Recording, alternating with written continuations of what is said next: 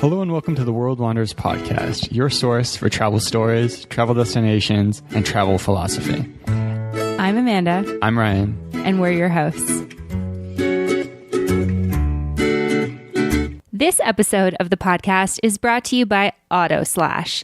AutoSlash is the #1 site for getting a great deal on a car rental. They figure out the best coupons and discount codes to get you the lowest rate possible, and then track prices on your rental right until the day you pick up the car.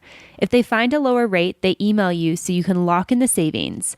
It's like price protection on your rental. They can even track the price of rentals made on the websites. AutoSlash has saved customers millions of dollars on car rentals, and it's completely free to sign up and give it a try. They've saved us a ton of money. On our recent trip from Cancun to Tulum, we rented a car for 3 days. We got it for a very, very affordable rate. It was actually cheaper than taking the bus to and from the airport and to and from Chichen Itza. We are so grateful that we discovered AutoSlash because now we don't have to pay hundreds and hundreds of dollars in order to have a car as we travel. You can find AutoSlash in North America, in Europe, and all over the world. So if you're looking to book a car rental for your trip this summer, go and give it a try. Like I said before, it's completely free to try. To try AutoSlash, head on over to www.autoslash.com. And before we dive into today's episode, I also wanted to give a shout out to All Natural Resort in Isla Bastimentos in Bocas del Toro. You're going to hear us talk about it on this episode of the podcast, and we wanted to be super, super transparent that part of our stay at Al Natural was sponsored. We are so grateful that Michelle and the staff there were able to have us and that we're able to share our amazing experience. As always, all opinions are our own. All right, now on to today's episode. Hello and welcome to another episode of the World Wanderers podcast. We are super excited for today's episode because we're talking about our trip to Panama that we took in March. And we haven't done an episode, just the two of us, since we did our 2017 year in review. So it's fun to just be sitting down in our apartment in Mexico City, kind of looking back on this trip that we took about a month ago now. I guess over a month ago, hey? Yeah. Yeah, and so a good place to start, I think, with our Panama trip is talking about why we decided to go. And I think it was really you who was like, we should go to Panama. Do you want to talk about what sort of inspired you to want to take that trip? Yeah, so we've been planning on traveling Central America for quite a while. Like 3 years. And now that we've been in Mexico, it was like, oh, this would be a cool opportunity while we're here to take a trip. We have to leave because you can only spend 6 months at one time in Mexico as a Canadian. So what kind of was attractive to me about Panama was really just kind of like the mixture of like, okay, this is a Central American country, Caribbean beach stuff that you can go do, but there's also a Panama City, really developed city, and a place that I would be interested in living in the future. We've talked about trying to spend a longer stretch of time in Central America like we did in Mexico, and Panama City would probably be at the top of that list just because of how developed it is. It's really like a friendly country to live in, so just going to check that out in person as well as kind of just hearing lots of good things. And then what we were actually kind of like planning, we were kind of just had the whole like map open. We were like, we can go anywhere. Where do you want to go? It was a little bit cheaper for flights to go to Costa Rica or Nicaragua. Guatemala. I'm going to maintain my consistency. Yeah, Guatemala. I think Guatemala is actually the cheapest place to fly to from Mexico specifically. And I think that was our second choice for vacation, but Antigua is a great nomad hub, apparently, according to the internet, but just because I think Panama City was somewhere that was more on your radar, both of our radars, I guess, is somewhere that we might live in the future, we figured, why not do Panama now and see if it is somewhere that we want to live? And I'm sure we'll kind of touch on that in this episode. Yeah, faux show. So we booked the trip a couple months before we went, and then before you know it was the Saturday morning that we're headed off to the airport. One of the really nice things about living in Mexico City is that there are a ton of good airlines going everywhere all the time.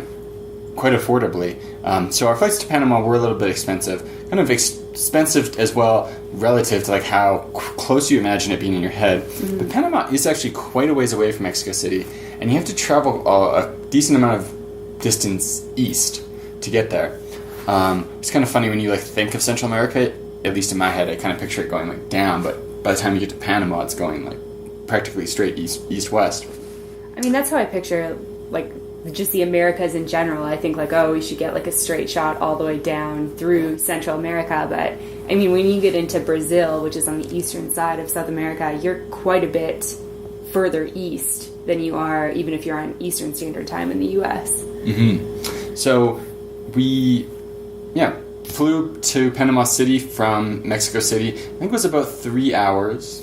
3 or 4 hours, yeah. And then there's actually 2 airports in Panama City, and we decided that we would split up our trip, go straight to Bocas del Toro, and go to Panama City after that. So we landed Panama City, got in an Uber, which they have there, which is really nice, and headed over to the other airport. One thing to kind of note about arriving in Panama was that the immigration was awesome. When you arrive here in Mexico City, you're typically in store for like 30 minutes wait if it's like really good, or an hour 15 wait just to get someone to look at your passport and stamp it. Panama City, we just walked straight through basically. There was no line. Mm-hmm. Smooth sailing. Yeah, and absolutely I think that time of day can make a difference. We took like a 6 a.m. flight out of Mexico City, so we arrived in Panama City quite early, like I think 10 a.m. or something like that.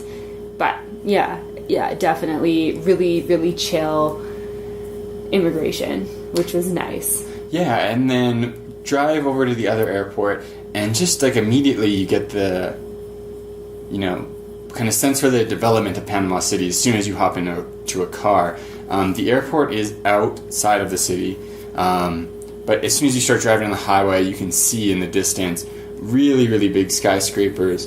And then it's kind of interesting, as you drive through the city, you go through kind of the super developed area, and then you come out and things you can see that are a lot more like almost slum-like in a way by the time you reach the other airport, which is very small, no frills. 1 coffee shop, 2 ATMs, a food court that wasn't open. It seems like it's never open. Yeah, it's basically, if you want to fly kind of anywhere remote in Panama, you use Panama Air, and all the Panama Air flights fly out of the domestic airports. But I was kind of nervous because we only had, I think, like 3 hours between our flights, and I knew we had to change airports. And we ended up actually like sitting in the airport enjoying a coffee and a snack and that sort of thing. Like we waited for a while, hey? Yeah, we were kind of stressed a little bit because 1, immigration, 2, traffic, 3, not really knowing what that airport was like. But kind of given what we know now, we could have, gone and done something in between, because immigration went super quick, got into an Uber, got there super quick. I had to kind of sit around, and there really wasn't much to do. But another thing we were thinking was like, oh, okay, if we get there early, we're going to just be able to sit there and do whatever.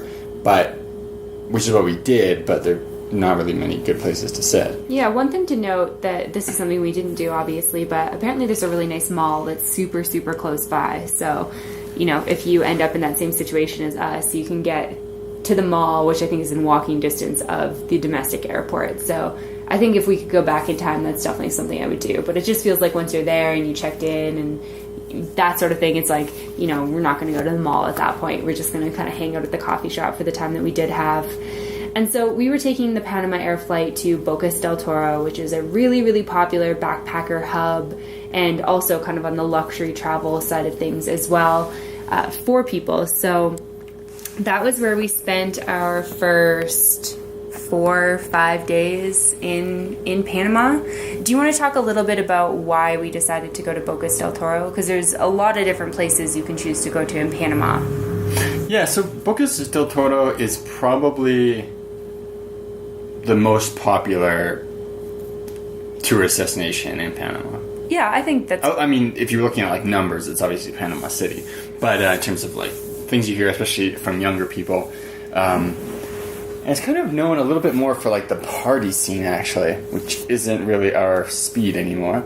But yeah, we kind of just were like looking at everything. We watched a bunch of YouTube videos and read blog posts, and we're looking at Bocas del Toro, the Pearl Islands, which are off on the Pacific side, pretty close to Panama City, actually. You can take a ferry or a flight. We didn't really consider Boquete because you were really focused on going to the beach. Mm-hmm. And then, yeah, we really ended up debating between, like, Pearl Islands, San Blas, and Bocas. And, yeah, I think just kind of, like, value for money kind of persuaded us that Bocas was the place to go. Yeah, I've also heard really good things about the San Blas, especially when we were in Colombia. You meet a lot of people who do the sailing trip between the San Blas Islands and Cartagena. And so that was something that intrigued me about there. But when we started doing a bit more research about the San Blas, it became pretty clear pretty fast that it's a lot more remote. There's not as much development.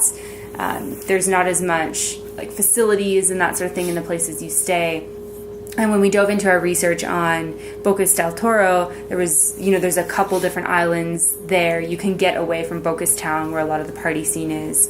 And we found some amazing different accommodations that we were interested in, which is why we settled on Bocas. Yeah, and it's actually really close to the Costa Rica border. So, I think close enough that you could, Just run up there? Probably run over there if you wanted to. No, I think it's a couple hours by car. The only places you can kind of do a couple things to get there. You can fly from Panama City. You can take like a bus and a ferry from David. A few of the people we met there as well had kind of taken the bus and the ferry. Or you can fly from San Jose in Costa Rica. Is that San Jose?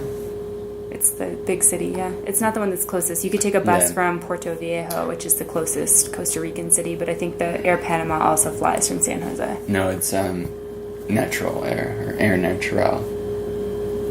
There's a Costa Rican airline that flies to Bocas, and they were actually the airline that recently had a plane crash in Costa Rica where a number of people died.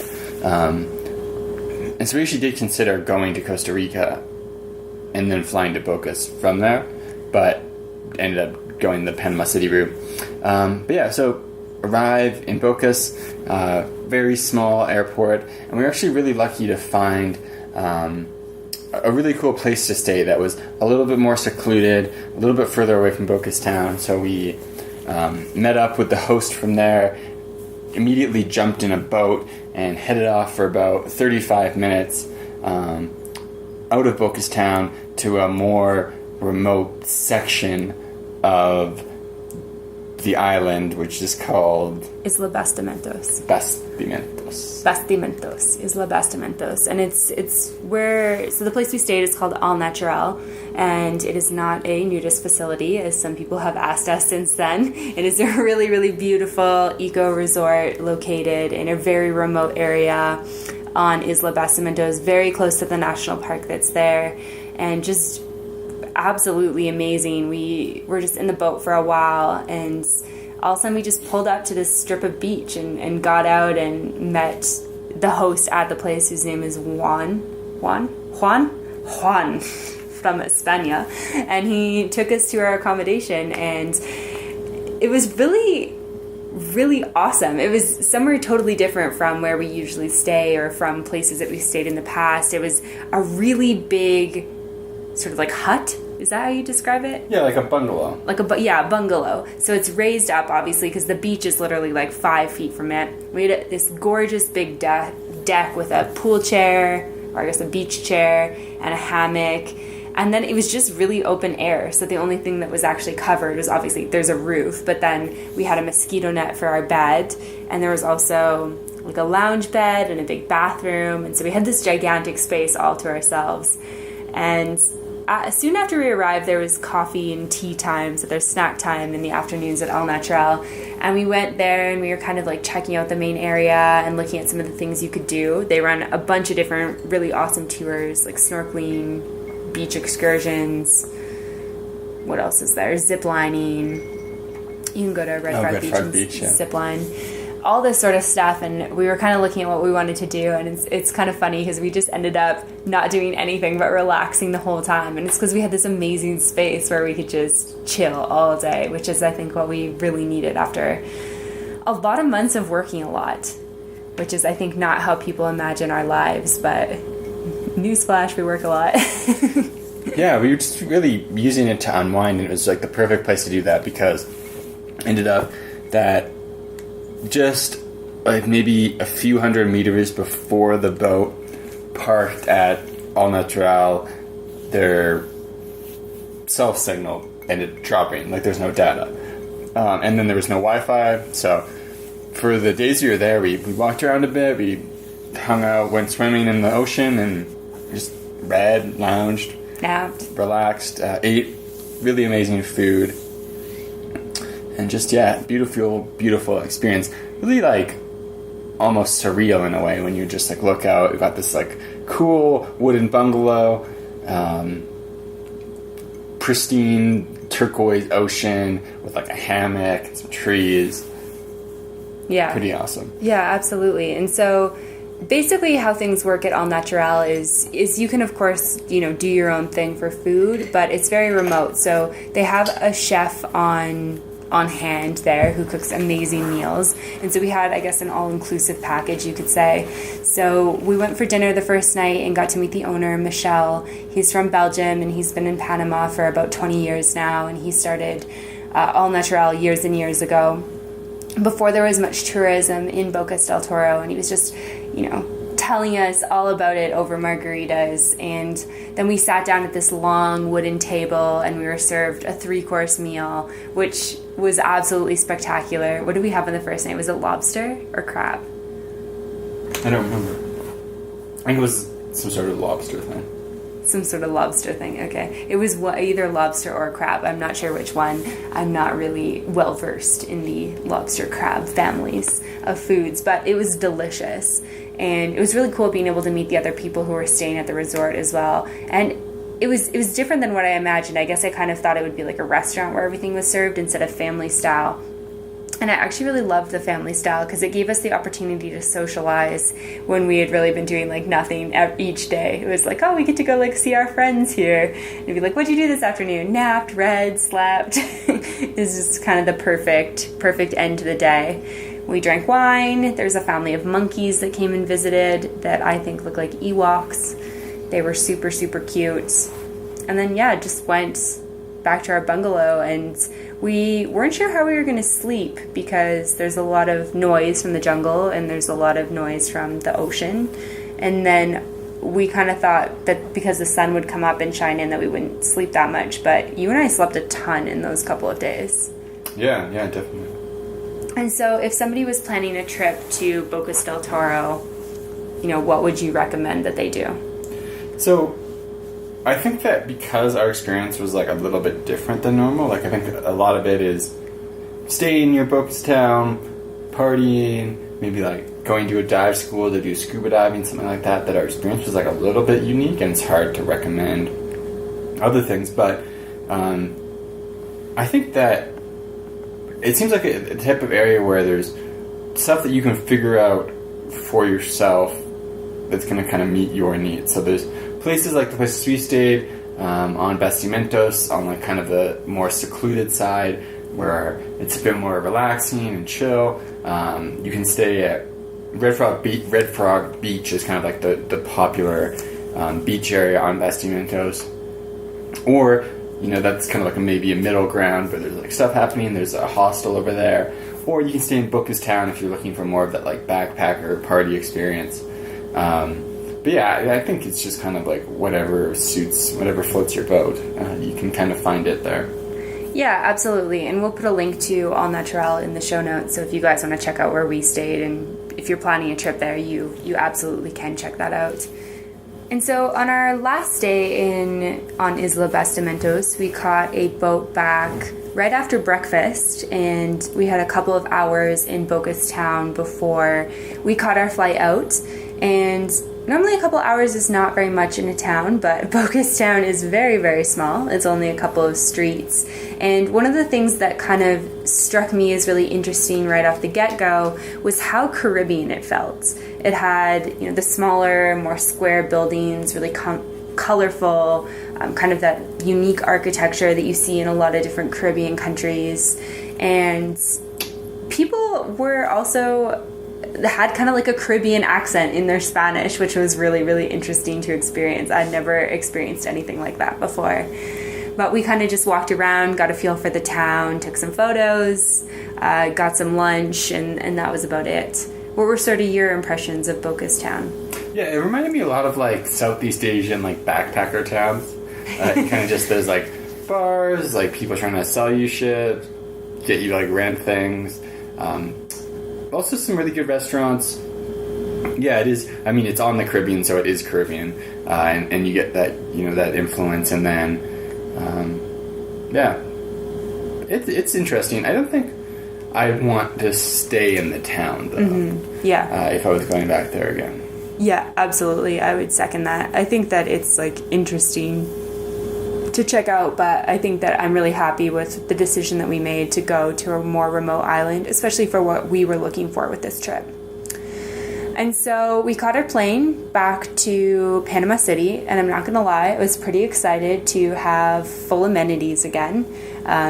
All natural was really great, but it is very much like in nature, in the jungle. It's very humid, it's very moist, so our entire bags were like, all of our stuff was a little bit damp, and it was nice to air everything out and have internet again, and yeah, all of the kind of like city stuff. It kind of reminded me of how quickly I think I can adjust to things. Like, we don't live in a city when we're in Canada. We live in like a small town, spend a lot of time outside. But being in Mexico City, it's kind of like you get used to having restaurants and food anytime you want it, and Uber Eats to deliver your food.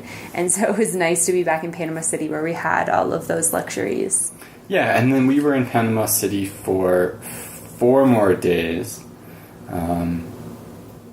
So yeah, arrived back at the airport, headed over to the hotel we were staying at, which was like a nicer, like fancier place that maybe like more so than we would typically stay at. I mean, usually we like to go with Airbnbs as well, but found a really good deal for it on Airbnb, and then we caught our flight back from Bocas Town to Panama City.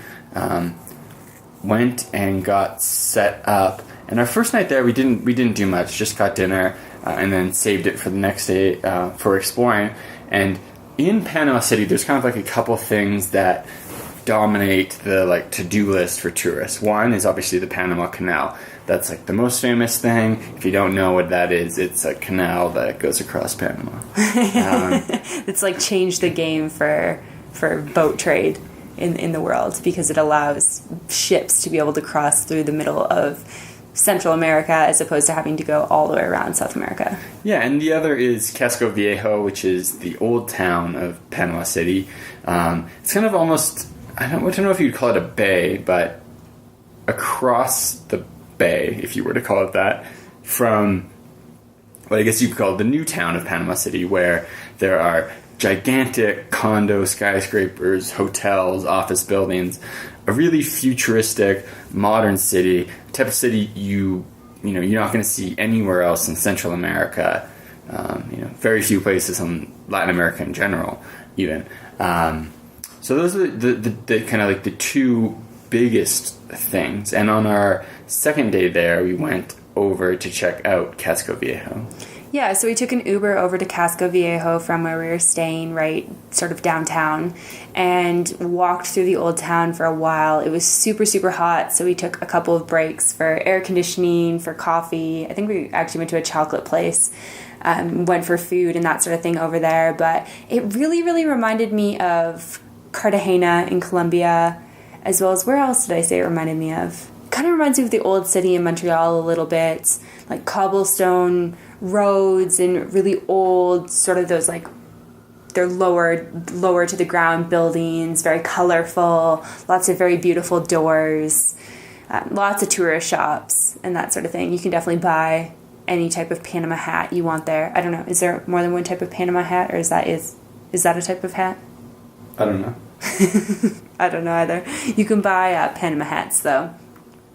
And it's really cool because if you walk to, I guess, sort of like the end, I don't really know if that's the right way to describe it, but you can kind of walk towards where Casco Viejo meets the water, and there's a viewpoint that gives you a really great view of Panama City. So it's just a really cool difference because you're in this like old city. The buildings are totally different. They're very colorful. They're quite old. The architecture is very different. And then you're looking out into this very, very modern city, this beautiful, skyline across the water.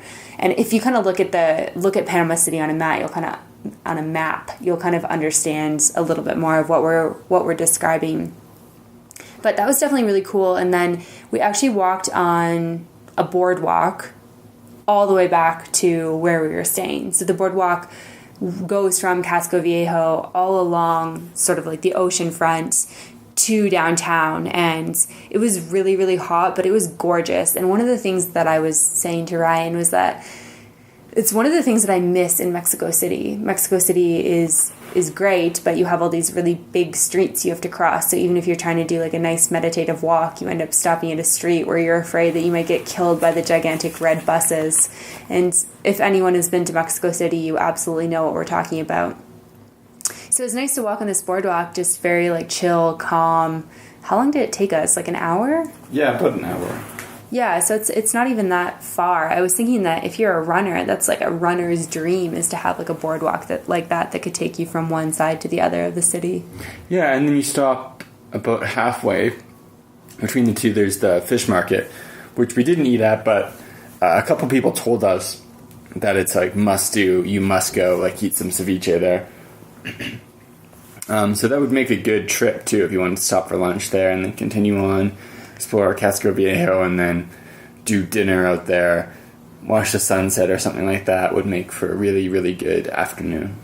Yeah, so other than the Panama Canal, we mostly spent our days relaxing. We had a couple of pools where we were staying, lots of chill time, lots of time spent outside in the sun, and just lots more reading, napping, eating, that sort of thing. And on our final day in Panama City, we did go out to the Panama Canal. And we went to the Miraflores lock. Yeah. Yeah, so you can actually take an Uber there. It wasn't super expensive. You can also take a bus or a tour, but you can absolutely do it on your own, which was really great for us. And just to kind of interrupt quickly, there's the canal itself is 50 miles long, I believe. And there's a number of different locks that you can go to. Mm-hmm. And there's a number of things you can do as well, like tour options, taking a boat, taking a bus tour. But we just chose to go to the Miraflores locks as like from hearing that it's a good way to see it, but still pretty close. That doesn't require like a full day. Yeah, definitely. And you can also do like boat tours that actually go through it. So you actually get to experience going through it. We also talked to somebody while we were on Isla Bastimentos who actually kayaked through it, which I think would be a really, really interesting experience for sure. Yeah, there's, I guess, kayak tours that are available.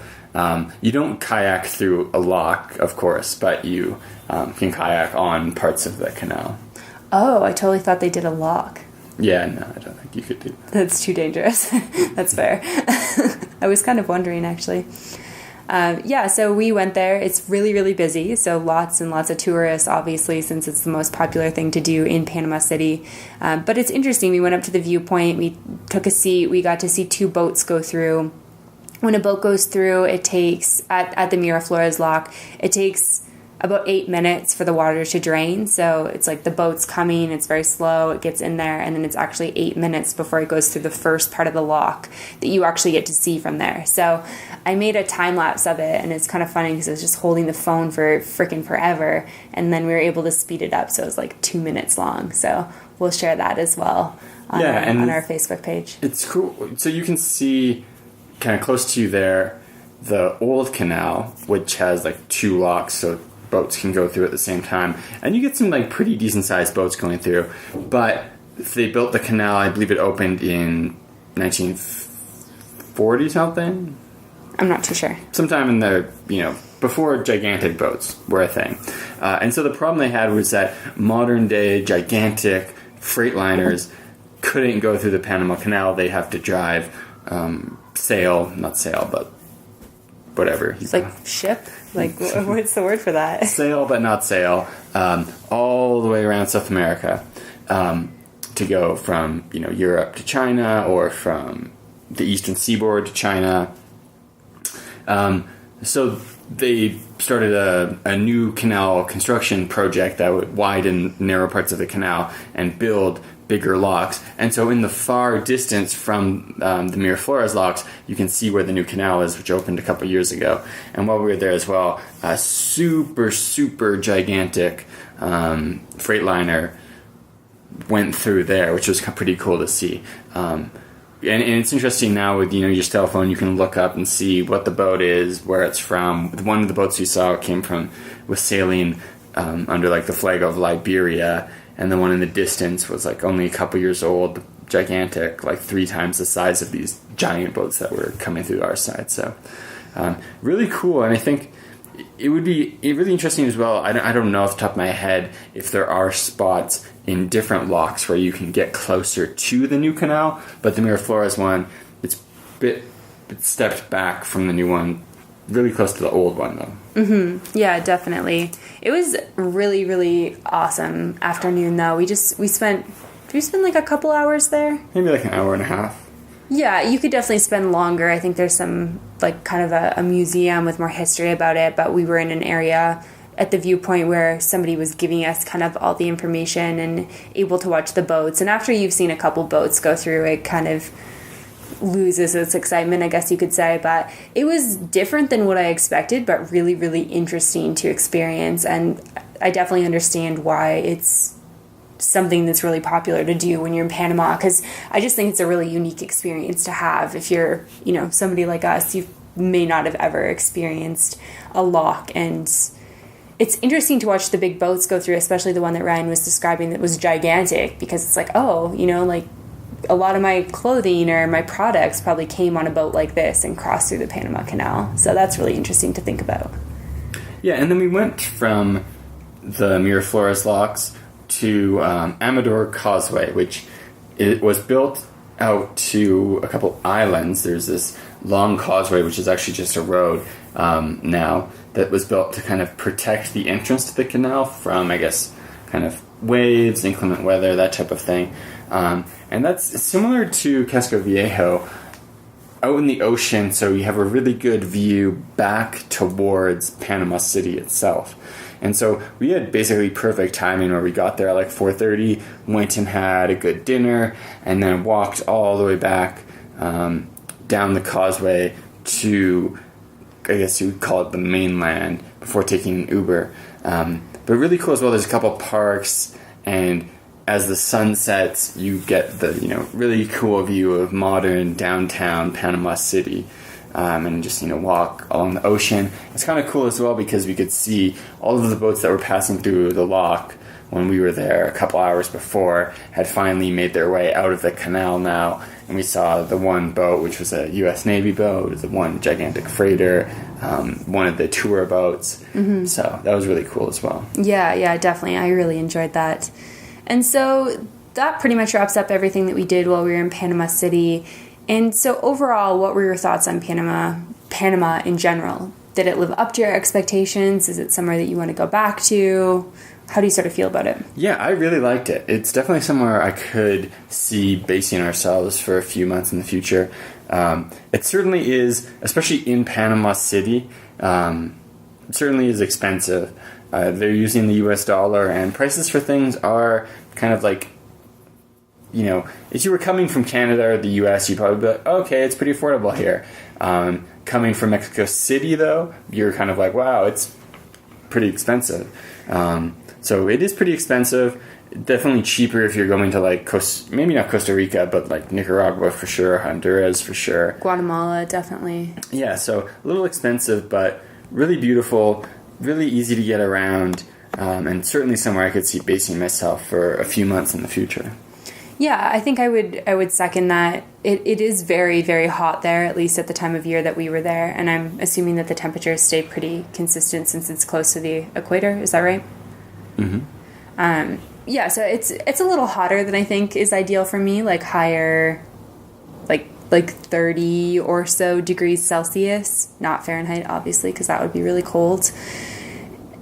And yeah, I think that one of the things that, as I was kind of there looking around, is I was wondering, where the good places to live are, because I wouldn't want to live, I think, in the area that we were staying. There's a lot of hotels and that sort of thing. We did have the opportunity to go and check out one of the neighborhoods, and it felt a lot more like, okay, this feels like real life. It doesn't just feel like big gigantic skyscrapers and big gigantic hotels and stuff like that. So I think it definitely would be an interesting place to spend some time. And overall, I really liked it. I felt like the culture was an interesting blend between Caribbean and Central American, and had some South American flair into it. And I felt like we were able to get lots of food variety, and going to the grocery store is really interesting because a lot more imports than we find here in Mexico, which I thought was really interesting. Like, we went to the oil section, and there was just all the different types of olive oil and coconut oil that you could ever imagine.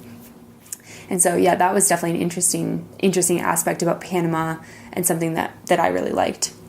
Yeah, for sure. And then in terms of stuff we missed, even in Panama City, there's a really popular museum called the Bio Museum. There is a really popular bird park. There's a gigantic, I believe it's a national park there, that's apparently great for walking around in, that we missed. And it's a really big city, and there's a ton of interesting neighborhoods and things to do that we didn't get a chance to do in the few days we had. So I think the type of place as well that you could explore for quite a while.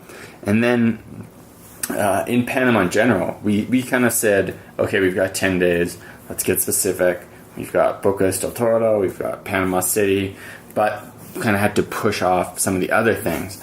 But consistently heard people talk and kind of I guess, fawn over Boquete, which is a little bit up in the mountains. There's a lot of coffee plantations there, and it sounds like an amazing place to go, a little bit cooler as well. Yeah, I've heard from people who have been that it's just great for wildlife, great for nature, just really, really amazing spot. And then, of course, I'd still really like to do the San Blas Islands. The Pearl Island seems amazing. Even going to Red Frog Beach, which is not something we did, which is a really popular spot on Isla Bastimentos. And then I'm sure there's lots of other beautiful areas in Panama that we haven't mentioned as well. So if you're planning to go there, definitely, do quite a bit of research. Look up the different places to go, because it's a really cool country with lots of different stuff to explore. Yeah, absolutely. And it's really close to a number of other countries, so really get to incorporate into bigger trips. Yeah, for sure. It's easy to get to Colombia. It's easy to get to Costa Rica. And of course, once you get to Costa Rica, it's really easy to get to the rest of Central America, and then eventually up to Mexico. So I think that pretty much covers everything with Panama. Of course, if you have any questions, or you feel like there is something we didn't touch on that you'd love to hear about, you can send us an email at info@theworldwanders.com, and we will, of course, try to answer. If you haven't joined our private Facebook community, you can join us over at World Wanders, a community for travelers. It's on Facebook. You can just search that in the search bar, or head on over to the show notes at theworldwanders.com and just find the link for that and join us there. As always, thanks for listening. Ciao. To find more information, relevant links, and photos talked about in this week's episode, check out theworldwanders.com. If you have a question, comment, or feedback, send us an email at info@theworldwanders.com. Join our community on Facebook at The World Wanders, or on Twitter at WorldWanders1. As always, thanks so much for listening. Have a great day. Bye.